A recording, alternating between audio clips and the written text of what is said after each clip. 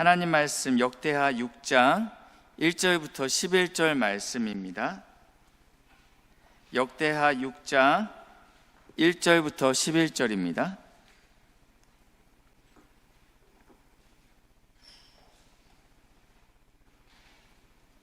제가 먼저 읽겠습니다. 그때 솔로몬이 이르되 여호와께서 캄캄한 데 계시겠다 말씀하셨사오나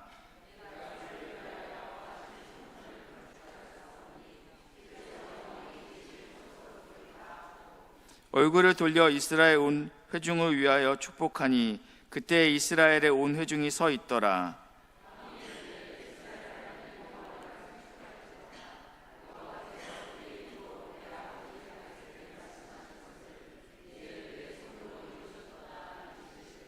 내가 내 백성을 애굽 땅에서 인도하여 낸 날부터 내 이름을 둘만한 집을 건축하기 위하여 이스라엘 모든 지파 가운데서 아무 성읍도 택하지 아니하였으며 내 백성 이스라엘의 주권자가 될 사람은 아무도 택하지 아니하였더니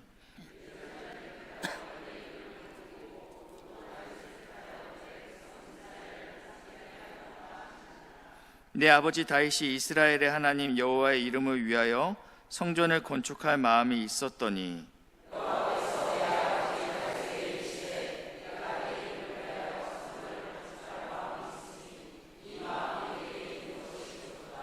그러나 너는 그 성전을 건축하지 못할 것이요 내 허리에서 나올 내 아들 그가 내 이름을 위하여 성전을 건축하리라 하시더니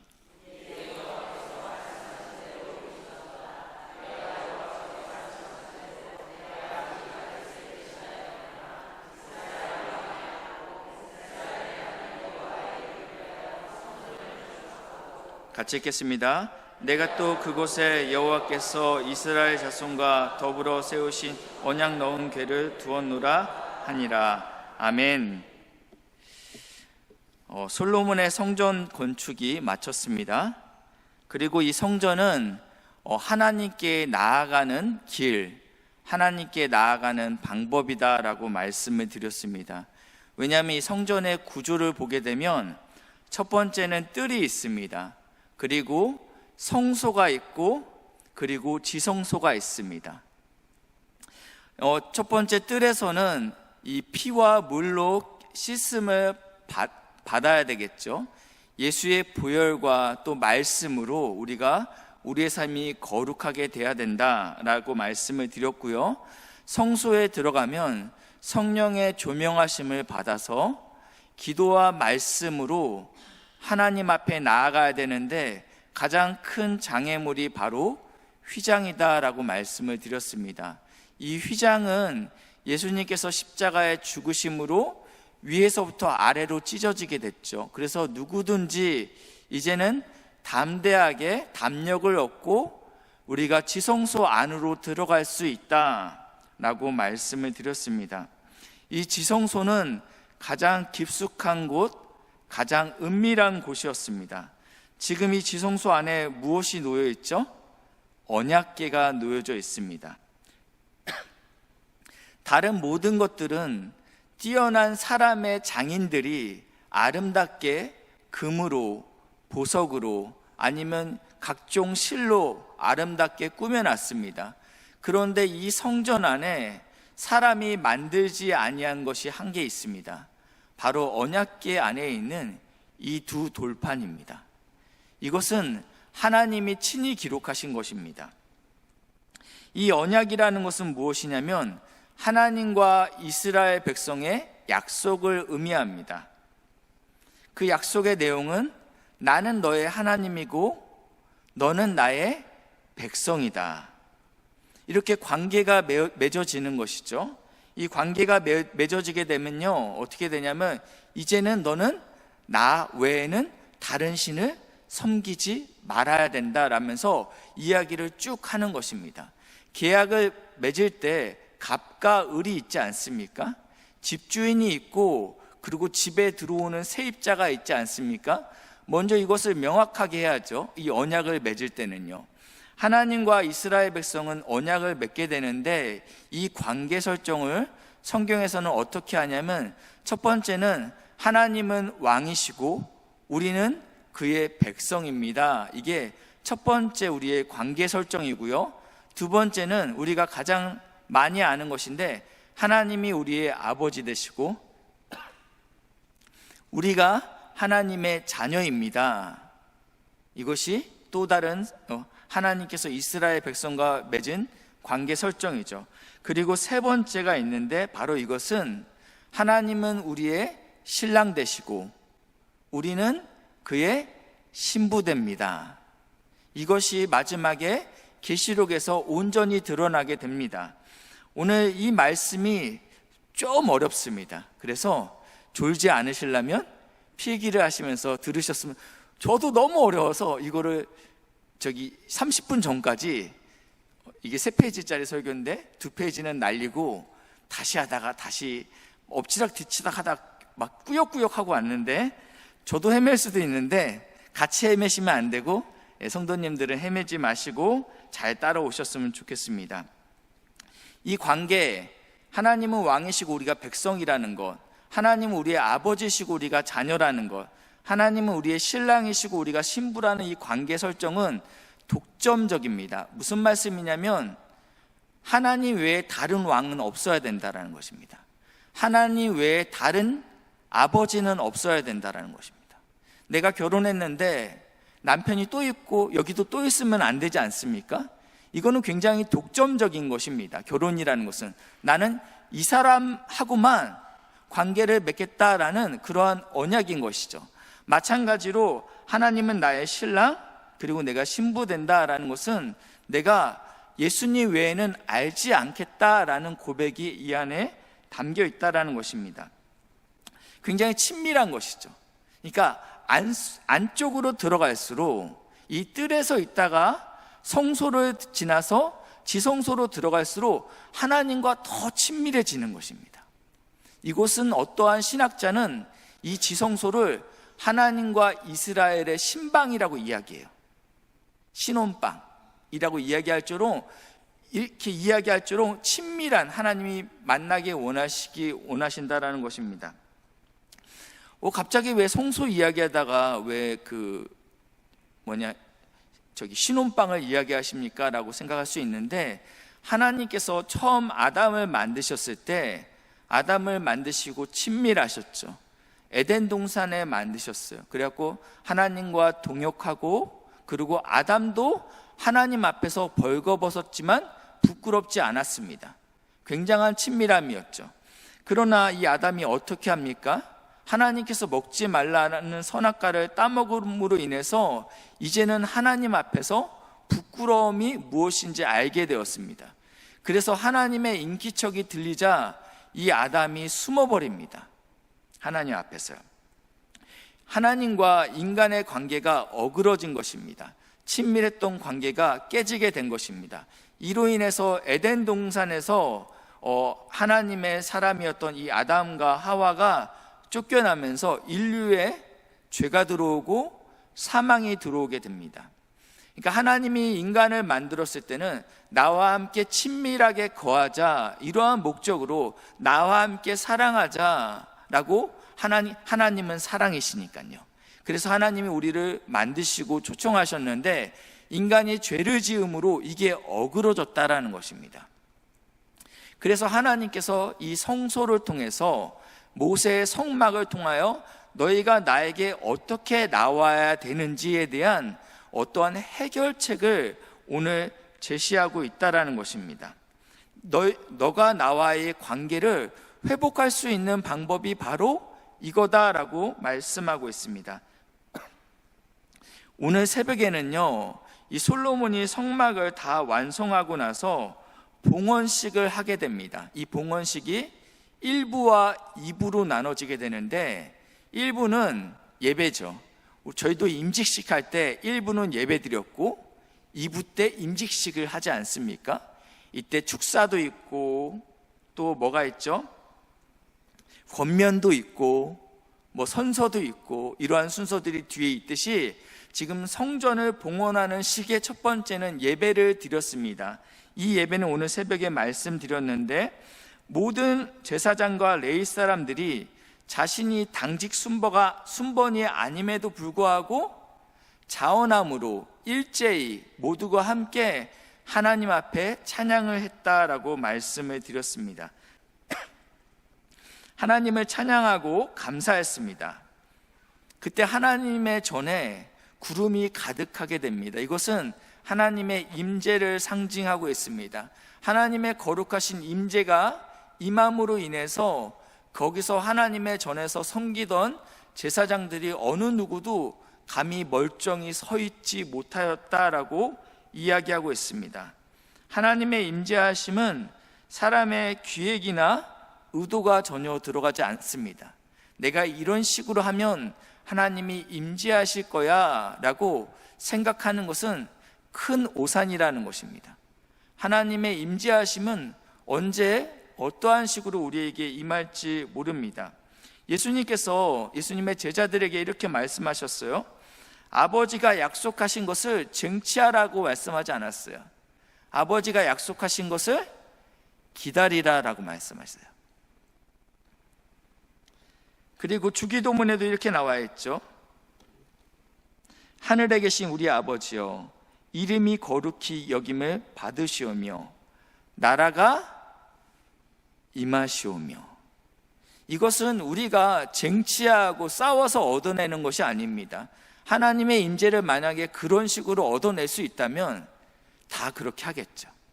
몸을 찢고 금식하고 수고하고 애써서 하나님 나의 열심을 봐주십시오, 하나님이 임재하지 않고서는 견딜 수 없게 만들겠습니다, 이런 식으로 임재가 임하지 않는다라는 것입니다. 아버지가 약속하신 것을 기다리라, 나라가 임하옵시며. 우리에게는 어떠한 수가 없다라는 것입니다. 우리가 할 수 있는 것은 주님을 바라보는 것입니다. 주님을 사모하는 것입니다. 새벽에도 말씀드렸죠. 늘 야근을 좋아하는 목사님께서 늘 저와 함께 야근하던 목사님인데 어느 날부터 갑자기 6시가 되면 바로 집에 들어가는 거예요. 왜냐하면 아이들이 컸기 때문에 집에 들어가서 아이들이 아빠 오셨어요? 어느 누구도 이렇지 않는다는 거예요. 그러니까 집에 가도 재미가 없대요. 그러니까 사무실에서 특별히 할 일이 없어도 사무실에 계시더라고요. 그런데 이분이 갑자기 집에 일찍 가는 거예요. 제가 목사님 무슨 일 있어요? 그랬더니 강아지 한 마리를 집에 들여놨는데 이 강아지가 자기만 오면 그렇게 좋아서 막 꼬리 흔들고 막 침도 흘리고 막 이런다라는 거야. 그거 보러 간다라는 거예요. 개가 반겨줘도요 집에 가고 싶어요. 그렇죠? 근데 주의전에 있는 하나님의 백성들이 하나님 사랑합니다, 하나님 보고 싶어요, 주님 임재하여 주시옵소서, 주의 얼굴을 사모합니다, 주님과 동행하길 원합니다 라고 고백한다면 하나님께서 어디를 가시겠냐라는 것입니다. 하나님이 가고자 하는 복된 교회가 되길 주님의 이름으로 축복합니다. 이렇게 하나님의 임재, 이 예배가 하나님의 임재 가운데 있었습니다. 오늘 6장은 이 봉헌식의 2부 순서입니다. 역대하 6장 1절 말씀인데요. 그때 솔로몬이 이르되 여호와께서 어디 계시겠대요? 캄캄한 데 계시겠다 말씀하셨사오니, 캄캄한 데가 어딜까? 구름이 빽빽하니까 임재가 상징하는 곳은 구름이 빽빽하다고 했죠. 그러니까 깜깜할 수 있죠. 그러나 이 안에는요 어떠한 의미가 있냐면요, 피조물인 인간의 이성으로서는 그 하나님을 충분히 이해할 수 없습니다. 신비롭죠. 그리고 은밀하시고 초월하신 분입니다. 그러니까 우리의 이성으로 피조물인 인간이 하나님을 다 알 수 없다라는 것입니다. 그의 크심과 그의 넓으심을 우리가 온전히 다 알 수 없기 때문에 깜깜하다라고 이야기하는 것입니다. 그런데 이 솔로몬이 이렇게 이야기합니다. 하나님, 그런데 그런 하나님이신데 땅에 거하시겠습니까? 아니죠. 하늘과 하늘들의 하늘이라도 주를 용납하지 못하겠습니다 라고 이야기하고 있습니다. 하늘과 하늘들의 하늘이라도 3000층을 이야기하고 있습니다. 이 유대인들은요 기본적으로 갖고 있던 이 하늘에 대한 개념이 저러했습니다. 구름이 떠 있는 하늘이 있었고요, 해와 달과 별과 수많은 별들이 있는 우주가 두 번째 하늘입니다. 그리고 세 번째 하늘이 바로 저 하나님이 계신 저곳이다라는 개념이 있었습니다. 지금 이 모습이요, 성전의 모습과 비슷합니다. 지금 하나님은 높은 곳에 계십니다. 근데 이 성전, 이 하늘이 이렇게 눕혀졌어요. 그래서 뜰, 성소, 지성소로 간다라는 거예요. 그러니까 이 구조 자체가 하나님을 만나러 가는 길이라는 것입니다. 2절 말씀인데요, 같이 한번 읽겠습니다. 시작.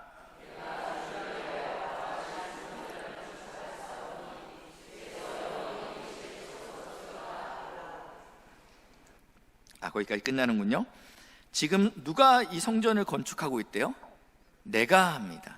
솔로몬, 내가 이 성전을 건축하였사오니, 그러면서 여기에 주님께서 영원히 계실 곳입니다. 방금 전까지는 땅에서 하나님이 거하시겠습니까? 하늘과 하늘들이라도 주를 용납하지 못하겠습니다 라고 이야기했는데, 지금 자신이 지은 이 성전에는 하나님이 거하시겠다라고 말씀하고 있는데, 그럼에도 사람이 건축한 이곳에 여호와 하나님이 임재하여 주기를 간청합니다 라고 지금 하나님께 간구하고 있는 것입니다.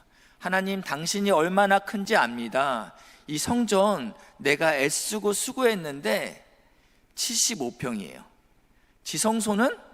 지성소만 따지면 25평이에요 그렇지만 하나님, 당신의 티끌이라도 이곳에 거할 수 없지만 하나님, 그럼에도 불구하고 주님 이곳 가운데 임재하여 주십시오라고 간청하고 있는 것입니다. 우리가 어떠해서 하나님이 우리에게 임재하는 것이 아닙니다. 내가 큰 사람이라서, 내가 애써서 하나님이 나의 삶 가운데 임재하는 것은 아닙니다. 그럼에도 불구하고 하나님, 질그릇 같은 저이지만 제 삶 가운데 하나님이 임재하시고 주장하여 주십시오라고 담대하게 간청해야 됩니다. 그리고 4절 말씀인데요, 다시 한번 이렇게 얘기합니다. 왕이 이르되 이스라엘 하나님 여호와를 송축할지로다. 여호와께서 그의 입으로 내 아버지 다윗에게 말씀하신 것을 이제 그의 손으로 이루셨도다 이르시기를. 지금 4절에서는요, 이번에는 여호와께서 자신이 하신 그 말씀으로 인해서 말씀하신 것, 누구에게 말씀하셨냐면 내 아버지 다윗에게 말씀하신 그것을 지금 주님의 손으로 이루셨다라고 말씀하고 있습니다.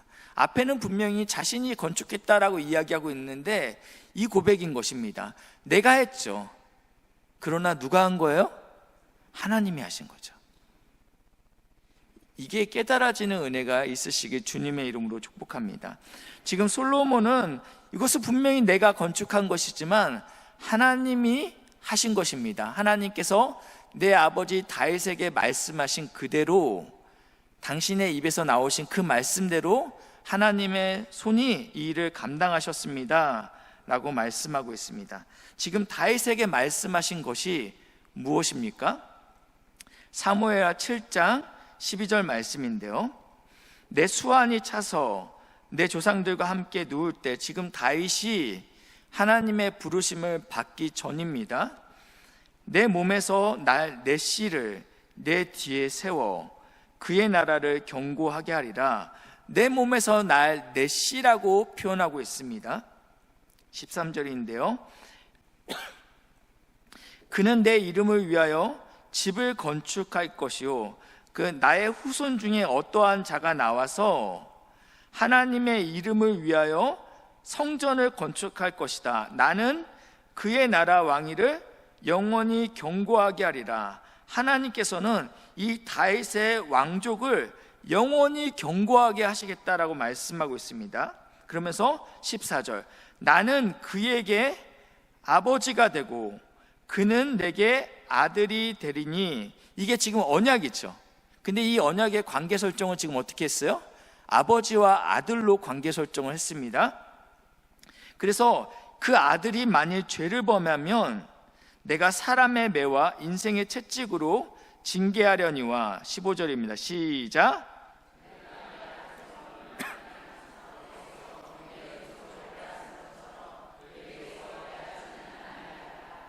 이 언약의 특징은요, 너가 잘못하더라도 이 언약이 파괴되지 않겠다라는 것입니다.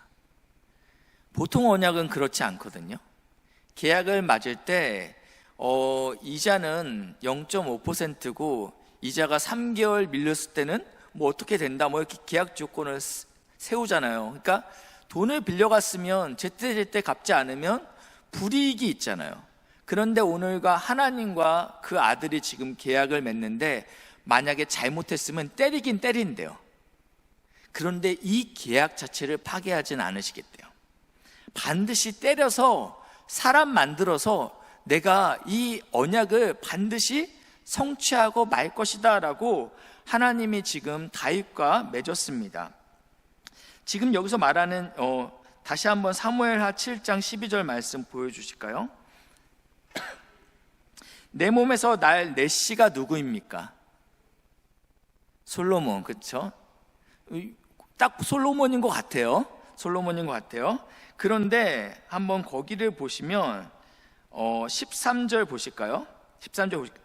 이 솔로몬이라고 우리가 생각하고 보시면요, 이 솔로몬은 내 이름을 위하여 집을 건축할 것이요, 여기까지는 맞습니다. 나는 이 솔로몬 나라의 왕위를 영원히 견고하게 하리라 라고 이야기하고 있습니다. BC 586년에 바벨론에 의해서 다윗 왕조는 끝나게 됩니다. 하나님 버리지 않겠다면서요, 은총을 빼앗지 않겠다라고 말씀하셨는데 어떻게 된 겁니까? 라고 이야기할 수 있습니다. 여기 사무엘하 7장 12절에 나와 있는 이 넷이라는 단어가요, 이 넷이라는 단어가 갈라디아서 3장 16절입니다. 제가 자막 부탁 안 했어요. 이건요, 갈라디아서 3장 16절인데요,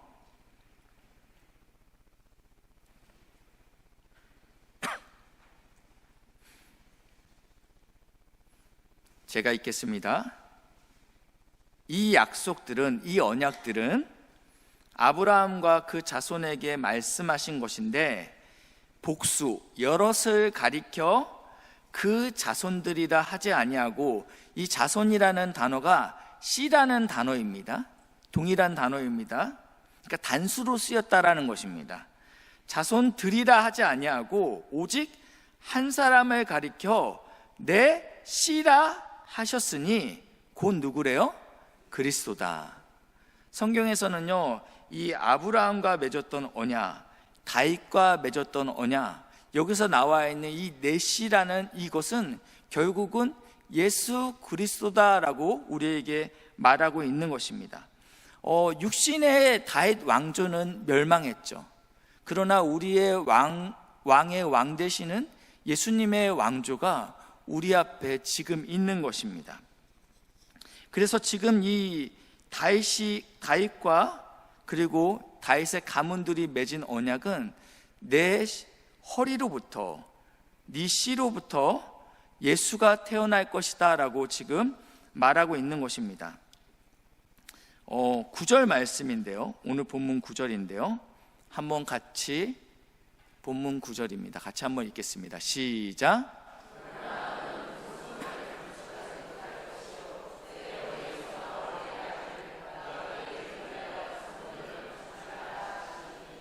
이게 사무엘하 말씀이랑 같은 언약이에요. 그런데 거기서는 내 자손이라고 쓰였죠. 그게 씨라고 이야기했습니다. 여기서는 단어만 바뀌었어요. 내 아들이라고 바뀌었습니다. 역시 단수로 쓰여집니다. 1차적으로는 솔로몬이 맞습니다. 성전을 건축했으니까요. 종국적으로는 이것이 예수를 드러내고 있다는 것입니다. 이렇게 이야기하면 좀 너무 과한 거 아닙니까? 라고 생각할 수 있어요. 아니, 분명히 솔로몬이 성전을 건축했는데 이걸 예수님이라고 이야기해버리면 이것은 그 문맥 안에서의 해석이 어그러지는 게 아닙니까? 라고 생각할 수 있는데, 요한복음 5장 39절에는 이렇게 말씀하고 있어요. 너희가 성경에서 영생을 얻는 줄 생각하고 성경을 연구하거니와 이 성경이 곧 누구에 대해서 증언하고 있는 것이래요? 내게 대해서 증언하고 있다. 여기서 말하는 이 성경, 여기는 역대기가 포함됩니까? 포함되죠. 구약에 있는 모든 성경이 다 포함됩니다. 구약에 있는 모든 성경을 통해서 누구를 증언하고 있냐면, 누구를 가르치고 있냐면 예수를 지금 가리키고 있다라는 거예요. 그러니까 성전을 볼 때 성전을 통해서 무엇을 봐야 됩니까? 예수님이 보여야 되는 거예요.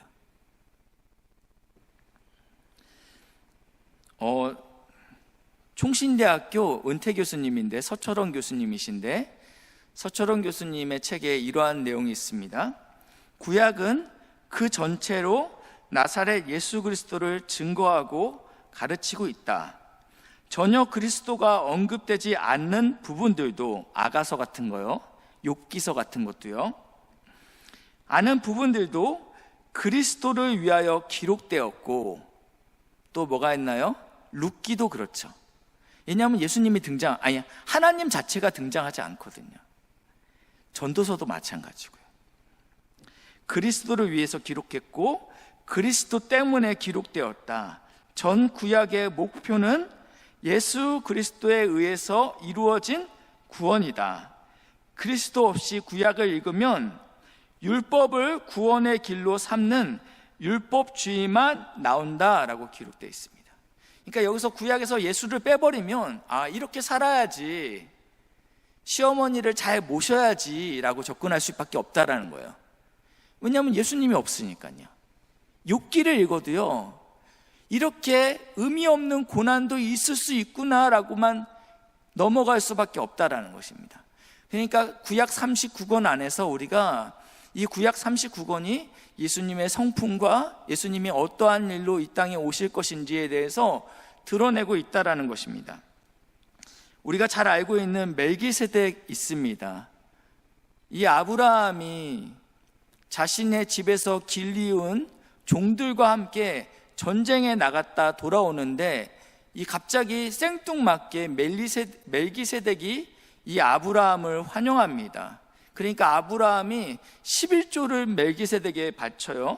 이 멜기세덱을 살렘 왕이라고 합니다. 샬롬에서 나왔습니다. 그러니까 예루살렘에 있던 그 지역을 다스렸던 왕인 것 같아요. 평화의 왕이라는 뜻이죠. 그리고 이 멜기세덱의 별명이 무엇이냐면 지극히 높으신 하나님의 제사장이다. 그래서 히브리서에 이 멜기세덱이 나오죠. 이삭을 보실까요? 이삭은 아브라함의 독자였습니다. 원래는 모리아산에서 이삭이 죽어야 됐습니다. 이삭은 아버지의 명령에 순순히 그 길을 따라가서 제단에 엎드렸습니다. 이것을 보면서 순종하신 예수님을 우리가 볼 수 있다는 것입니다. 요셉은 어떠합니까? 형제들의 팔립니다. 은 20냥에. 예수님도 자신의 동족들에게, 자신의 제자에게 팔리죠. 은 30개.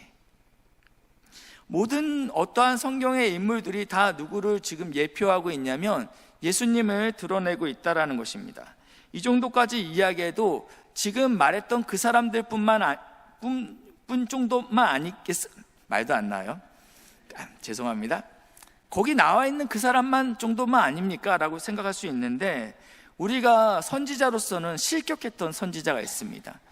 하나님께서 니느웨로 가라라고 말씀했습니다. 그런데 정반대편인 다시스로 도망가는 그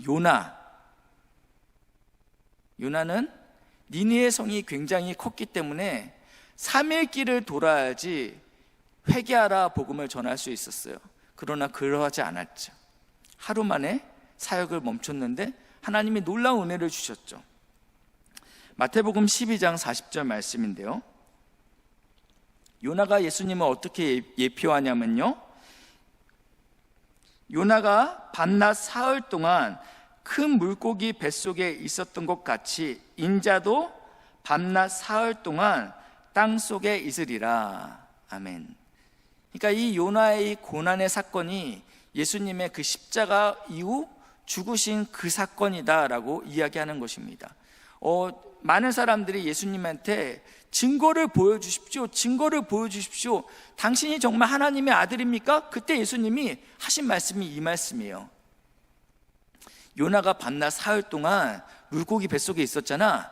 내가 그렇게 되는 걸 보게 되면 그게 메시아라는 증거야 라고 이야기하고 있다는 것입니다.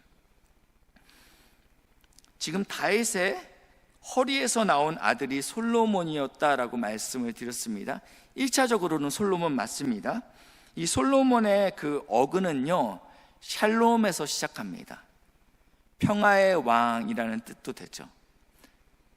실제적으로 솔로몬이 다스릴 때는 전쟁이 없었다라고 쓰여집니다. 그리고 솔로몬의 다른 이름이 있습니다. 여디디야. 이 뜻은 무슨 뜻이냐면 여호와가 사랑하시는 자라는 뜻을 갖고 있습니다. 이것은 예수님께서 세례를 받으실 때 그는 사랑하는 내 아들이다 라고 말씀하고 있죠. 그러니까 평화의 왕, 내 사랑하는 자, 이것이 솔로몬의 이름의 뜻입니다. 이것이 지금 예수님을 예표하고 있다는 것입니다. 예수님을 예표하는 솔로몬을 통해서 지금 무엇이 세워지게 됩니까? 성전이 세워지게 됩니다. 이 성전은 지금 우리에게 왔을 때는 우리라고 말씀드렸어요. 우리가 성전이니까요. 우리는 뭡니까? 하나님의 백성이죠. 하나님의 자녀이기도 하고 또 거룩한 신부이기도 합니다. 우리가 그렇게 건축됐다라는 것입니다. 로마서 5장 14절 말씀인데 쉬운 성경으로 제가 좀 부탁드렸습니다. 한번 14절 같이 읽겠습니다. 시작.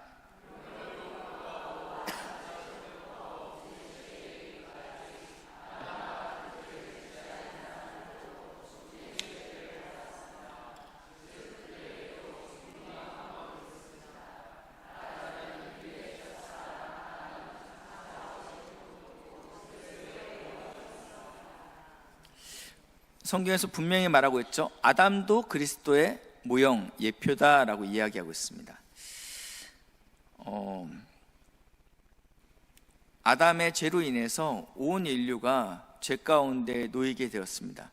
그리고 두 번째 아담이신 예수님이 오셔서 죄의 문제를 해결하심으로 우리가 그 은혜를 다 입게 되었다라고 이야기하고 있습니다.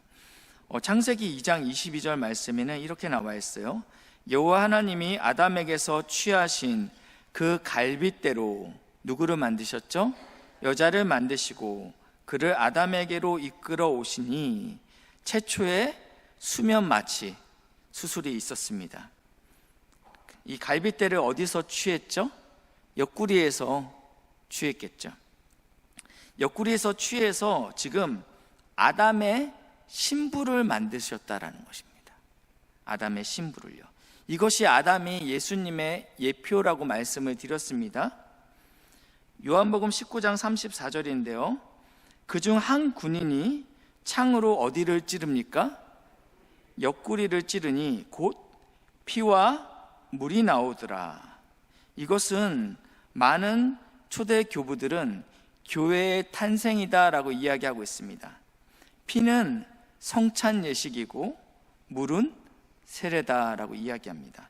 이 일을 통하여 예수님께서 옆구리에 찔리심으로 인해서 교회가 탄생했다라고 이야기합니다.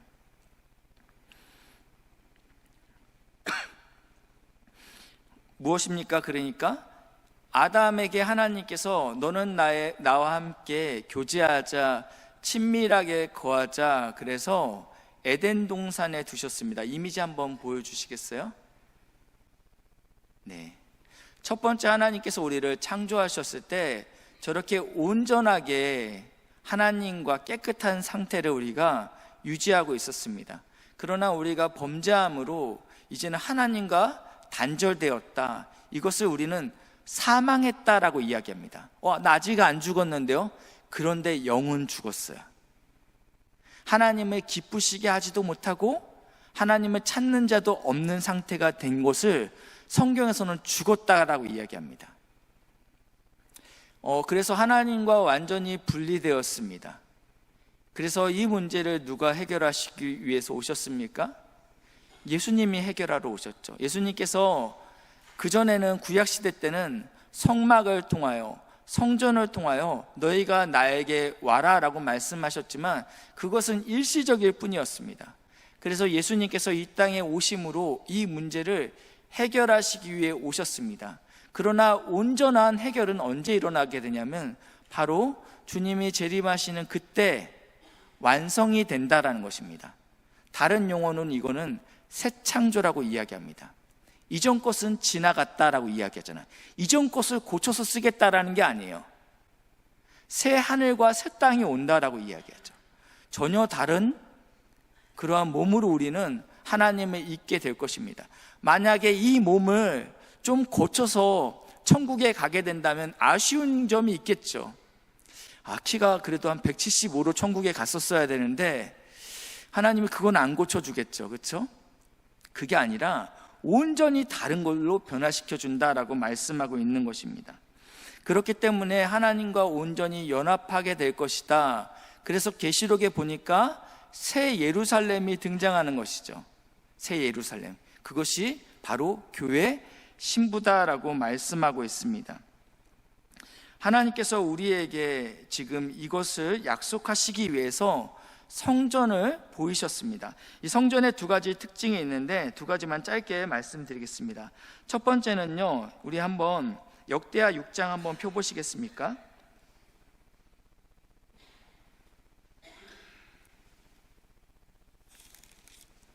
역대하 6장에 계속적으로 반복되는 구절이 있는데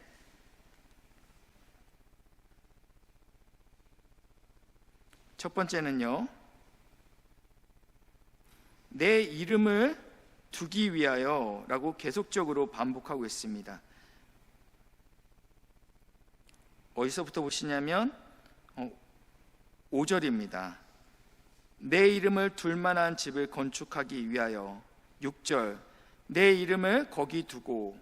7절, 여호와의 이름을 위하여. 8절, 내 이름을 위하여. 9절, 내 이름을 위하여. 계속적으로 반복해서 나오고 있습니다. 주의 전은요, 어떠한 곳이냐면 하나님의 이름을 두기 위한 곳이다. 하나님의 명예가 드러나는 곳이다. 이 안에 무엇이 있다고 말씀드렸어요? 언약궤가 있다라고 했어요.